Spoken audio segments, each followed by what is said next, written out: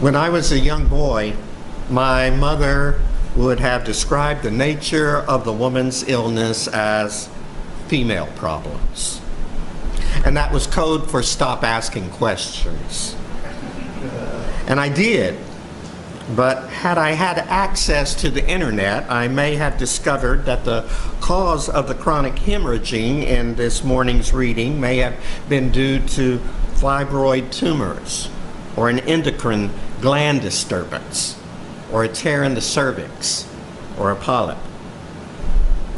Today's surgical procedures could have fixed everything. But 2,000 years ago, this woman was doomed to simply suffer.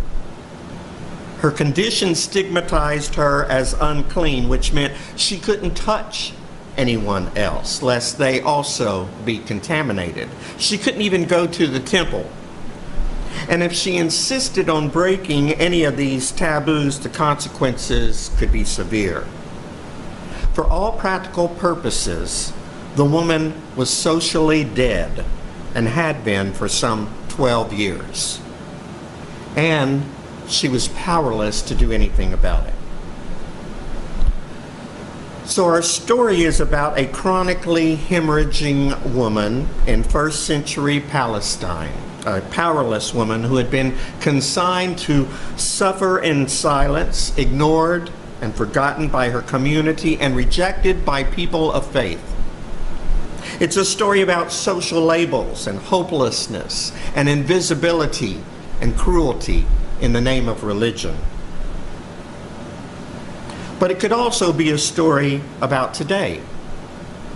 It could be a story about women who are victims of harassment and assault, women who are invisible and have no voice in a world dominated by male privilege.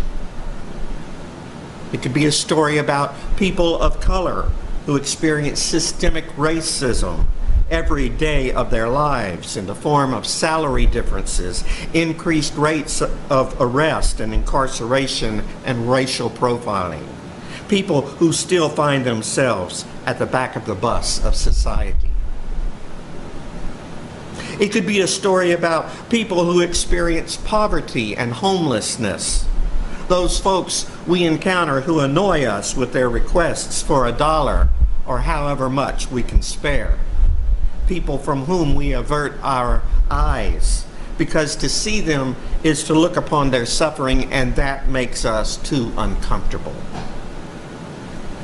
It could be a story about immigrants and refugees, people who are fleeing their homelands out of fear for their lives, or people who are looking for a place where they can make something better of themselves, people who have been met with resistance and rejection in our own country. Or it could be a story about LGBTQ people who are condemned by their families and faith communities. People who have been told they are abominations and are treated like outcasts, like lepers, or like a first century woman who has been hemorrhaging for 12 long years. This morning's story is a story for our time, because it's a story about someone who was a social outcast and who knew what it was like to feel powerless. Someone who was lonely and isolated through no fault of her own. Someone who would do anything she could for a cure for her situation. And her tenacity was rewarded when she managed to make her way into the crowd without anyone taking notice. Reaching out, she touched the hem of Jesus' garment, and right away, both she and Jesus knew that something important had happened. There had been a power exchange between them.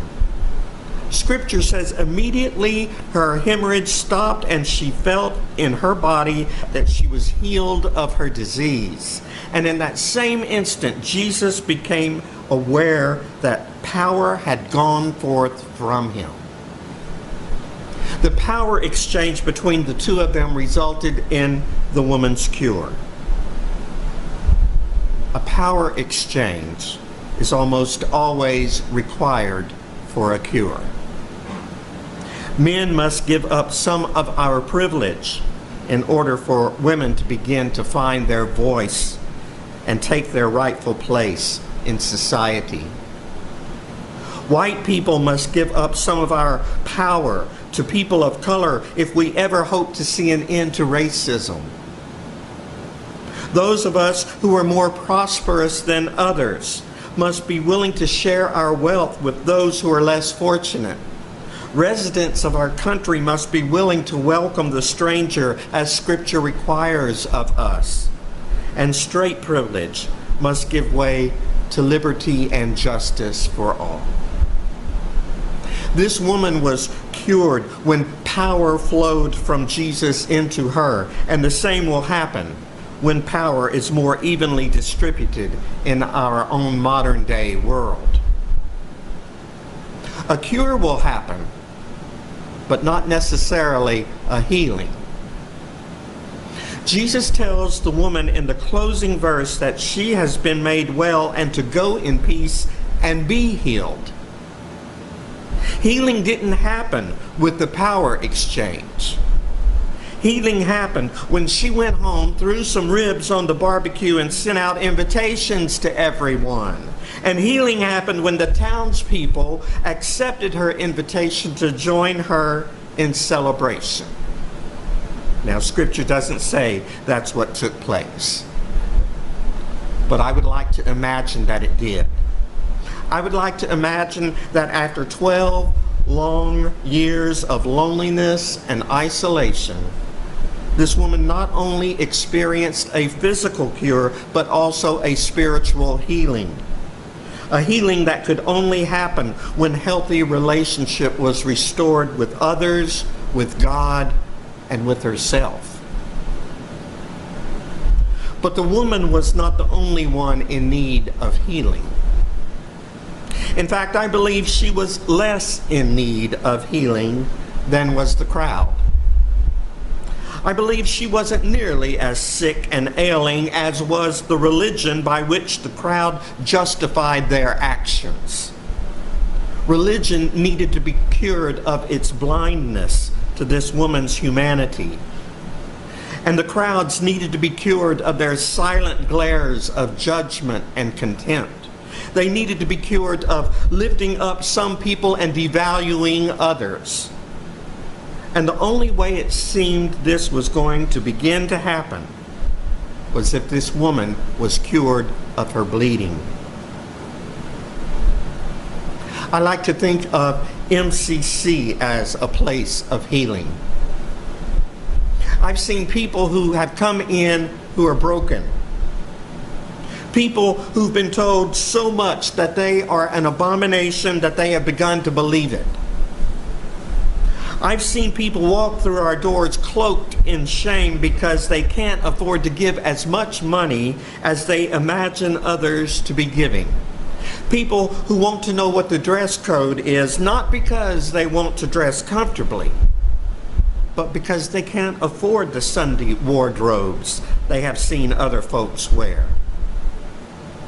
I've seen people come to our church because when their former church family found out about their HIV status, they were made to feel less than human. All of these people are sick because love and affirmation have been withheld from them to such a degree that their spirits have withered up. These people have been made to feel sick, but they are not nearly as sick as the attitudes and religions that have infected them with shame, self-loathing, and a sense of unworthiness. But it's in MCCs like ours that people experience a cure of that which ails them when they learn that they are beloved children of God and God is well pleased with them. It's in rooms like this one that these people are empowered. And it's here that folks are offered a chance for healing when they overcome their fears by reaching out to a faith community that seems as if it might accept them, maybe even celebrate their existence. It's here that they discover what it means to be affirmed, and they encounter healthy relationships to replace the toxic relationships they have only known. It's right here that they hear God's words whispered to their hearts. Child, your faith has made you well. Be at peace and be healed. We need each other, folks, because the only way we can know God is through the experiences we have with each other. Without your presence, I am less than whole. I need you in my life to be healed of that which ails me. So in closing, here are my questions for you to consider. What might it look like for us as individuals and as a church to turn loose of some of our own power so that others might experience healing? Are we even willing to give up our power? And if not, what might need to happen to arrive at a place where we are willing? May we come to understand that God's will for everyone is to be healed of their brokenness, and that our healing can only occur to the degree that we are willing to take a risk by reaching out and touching each other's hearts.